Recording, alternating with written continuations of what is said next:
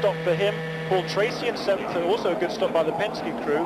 Dario Franchitti, Mark Blundell in 9th, Adrian Fernandez 10th, still running very well in the Tasman Lola, of course. Adrian Fernandez, teammate to Andre Ribeiro, but Fernandez in the Lola Honda, Ribeiro in the Reynard Honda.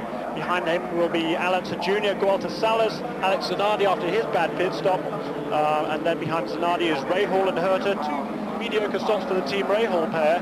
Then Jimmy Baster, who of course had a problem, Parker Johnstone, Juan Fangio, and then behind Fangio would be Vitolo, and then Matsushita and Gil de Fer. And the last cars on the lead lap, 21 cars on the lead lap at this stage in the running, 39 laps now in the books. Oh yeah, I was just saying, just thinking there, Parker Johnston dropped down to 17th place. He was running up in 4th position before we got into that round of pit stops there, so there was obviously a long delay for Parker Johnston in the pits, and that's a disappointment because he had his best qualifying performance of the year here, was running competitively up front, and that's obviously going to make life very, very difficult for him indeed. Now then, we shall see what happens because the pace car lights are out. We are getting ready for the restart of this race as they come around to complete lap number 40.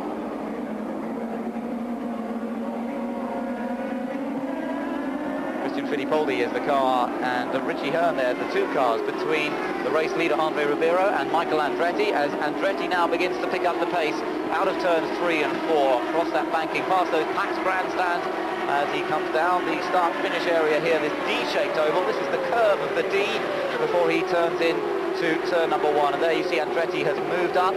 He's got past Richie Hearn, still in second place of course, chasing after Andre Ribeiro. So we've got news that Parker Johnson in fact hit a member of his own crew. That's part of the reason for Parker Johnston's slow stop. As we just mentioned, he lost a lot of time on that pit stop. He also is going to have to do a drive-through, and we'll be seeing those guys who picked up penalties coming through into the pits in a moment. They'll be coming past our commentary position here, so we'll let you know when they come back out again. The keys to this race really are consistency and teamwork, and the pit stops here are so important. Endurance, of course, is the third major factor in this race, but teamwork, you know, these pit stops, you've got to make them clean. You can't afford to make a mistake in the pits. Here are these guys coming in. There is Zanardi coming for a drive-through, also Paul Tracy. So that'll drop them well to the back of the field, and that's not what they need at this stage in procedures. It's still possible to come back from that, of course. They won't lose a lap just with that drive-through. They'll just lose an awful lot of ground. So Ribeiro leads. He's gone across the line as Michael Andretti lines up Christian Fittipaldi for a pass. The two teammates in the Swift chassis, and Michael Andretti goes past fairly easily. Christian not quite on the same pace as Michael here this weekend, but maybe Christian just taking things a little bit carefully here this weekend. He certainly wouldn't blame him. I know talking to Dr. Steve Olvey yesterday, talking about the medical facility here, and we're also talking a little bit about Christian's accident and the result of that. And Dr. Olvey was saying that Christian is very aware this weekend that he does not want to have a heavy impact, which of course is always possible here, with his leg still repairing. There's still a pin in his leg. So he thought that perhaps Christian would take it a little bit carefully this weekend in those terms. Just looking down further down, you see Dario Franchitti running well here, just behind Raul Boesel, and this is the battle for 5th position. Running extremely well there, isn't he? Right behind the third position. Well, started out third. Raul Boesel has been very, very strong all weekend. Dario has worked extremely hard with this Hogan Racing crew in setting up the car for the race. He wasn't too worried about qualifying at all.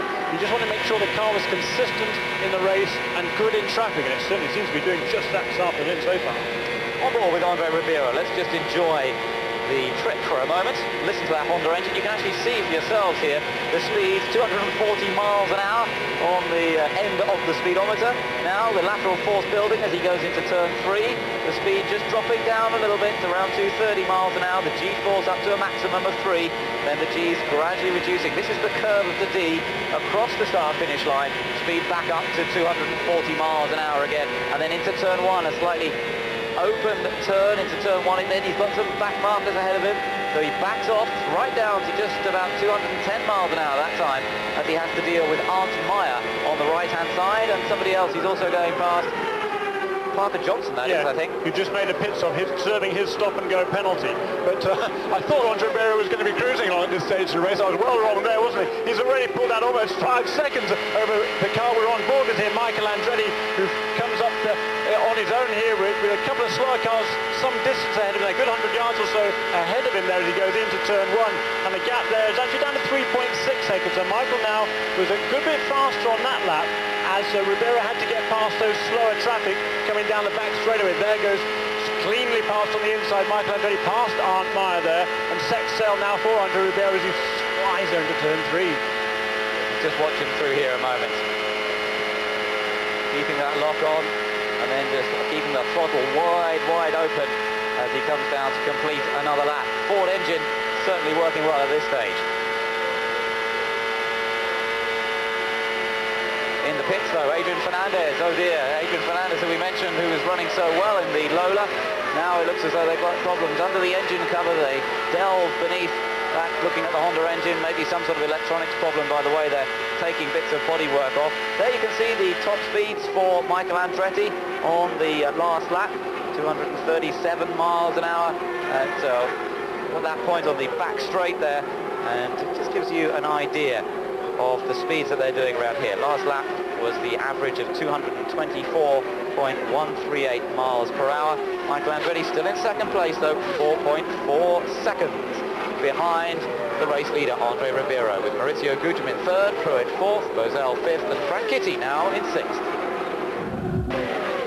Welcome back to the Michigan Speedway, where Maurizio Gugelmin is still in third place. He's just going past Christian Fittipaldi, who's somewhat further down the order at the moment, and both of them going past Hiro Matsushita. Situation at the moment is still Andre Ribeiro is leading, but Jeremy, something fairly important, fairly critical just happened regarding the championship leader and Andre Ribeiro. Yeah, the two cars are right together on the racetrack. Paul Tracy is running in 17th position, and he's in grave danger of going a lap down to Andre Ribeiro. We're watching there Marc Blundell, who's going down the back straight. He's running in 12th position here, running well. There is his teammate, the other Pac West car of Maurizio Gugelmin, who is in third place behind just Andre Ribeiro and Michael Andretti. And as they come past us here, that's 53 laps in the books. Down the back straightaway goes Maurizio Gugelmin into turn 3. He's been running very well all weekend. That first win beckons, does it not, for Maurizio Gugelmin? It does. I was just looking out across the commentary box winner and seeing the fact that you see Ribeiro needs to come into the pits, by the way. You can see that he's now up to just about the limit of his 35 laps that he can do, so we're going to have to see Ribeiro coming into the pits any moment now. He's had a... Oh no, that's a big shot. It looks like Parker Johnston. Parker Johnston in the cool car has really hit the wall hard there. Both right-hand side wheels ripped off the Reynard. He gets the steering wheel off the car. Let's hope that he can get out of that car cleanly and safely. The other car still coming past. Of course, the yellow lights on around the track, and Parker Johnston struggling to get out of the car at the moment. There's a lot of foam, of course, around the neck area of these cars now, and Parker Johnston out safely. Great to see that he's okay out of the car, but that is the first heavy hit of the whole weekend so far. We've gone through all the practice and qualifying, and nobody has really done any major damage, but Parker Johnston becomes the first victim here at Michigan this weekend. Parker was a little bit worried going into the weekend. He knows he's been on the pole here before, so he knows how to go fast on this racetrack, and certainly he was a little bit apprehensive. He has full respect for this sort of racetrack, and the car can go away from me fairly quickly in terms of the handling capabilities of the car, and I think it's fair to say that Parker was a little bit concerned about that coming into the race weekend.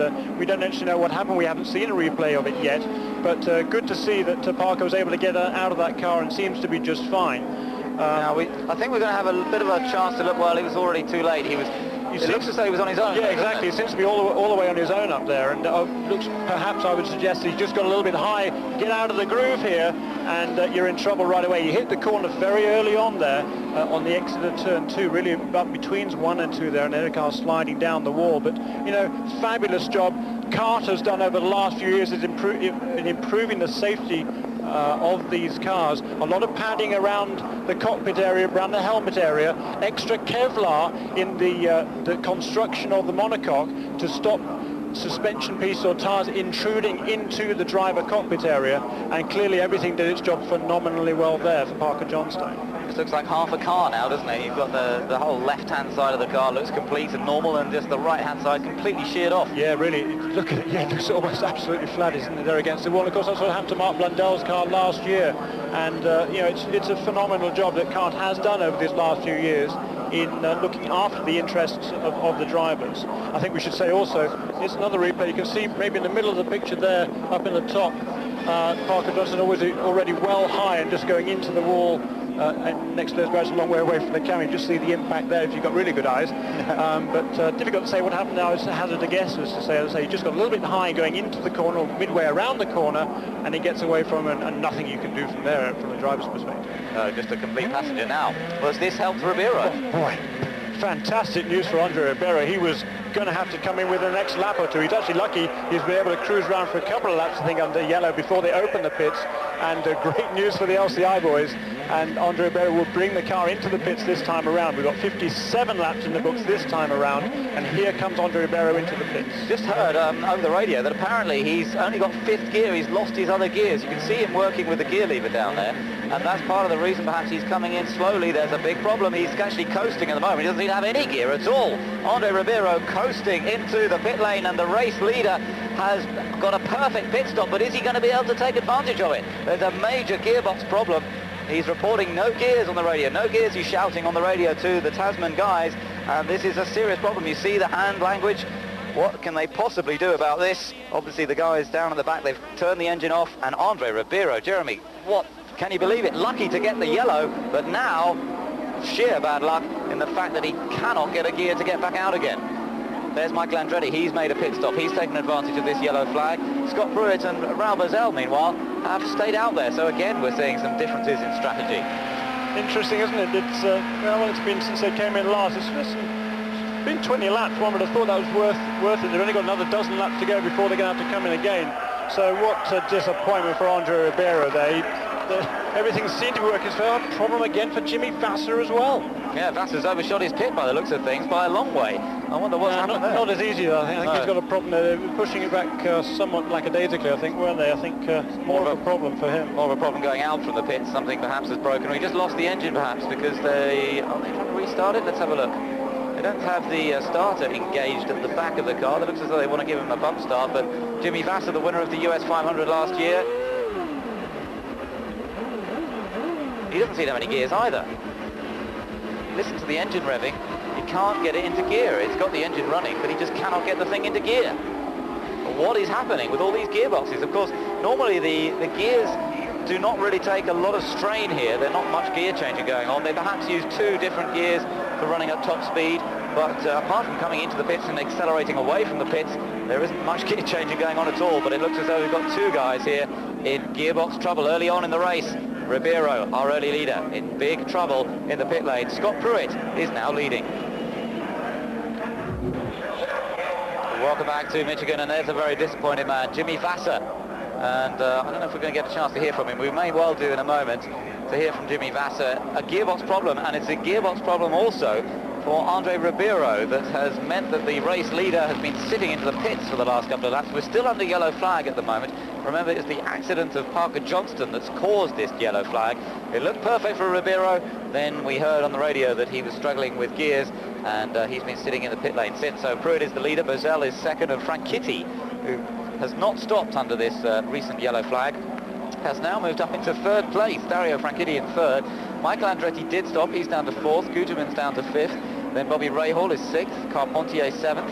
Al Unser Jr. is in eighth place. There's the car of Parker Johnston, by the way, being crated away. And let's hear from Jimmy Vasser now. What happened is you tried to exit the pits? Just had some gearbox problems. Just wouldn't go into gear. You know, just kind of seized up, locked up there. And it's pretty unfortunate. I thought we were cruising around with a pretty decent car. Alex had a problem in the first pit, come through my box, and we lost a lot of spaces there. But I was confident with the car. We were settling in.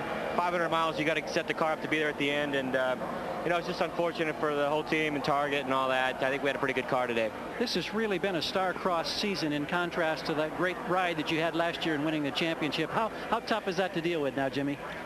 Well, it's disappointing, no doubt about it, but you know, you got to be prepared to take the ups and downs in motor racing. Things like this happen, really, that they're out of your control, and And all you can do is load up and come back swinging the next weekend. We're hearing talk that maybe you'll be making a change in teams for 1998. Anything you could share along those lines? Right now, I believe I'll probably be here for one more year.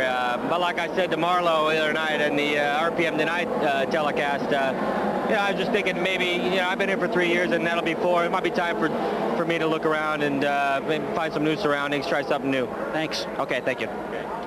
So Jimmy Vasser very disappointed. There is Dario Franchitti running around in 3rd place at the moment, and that to say have been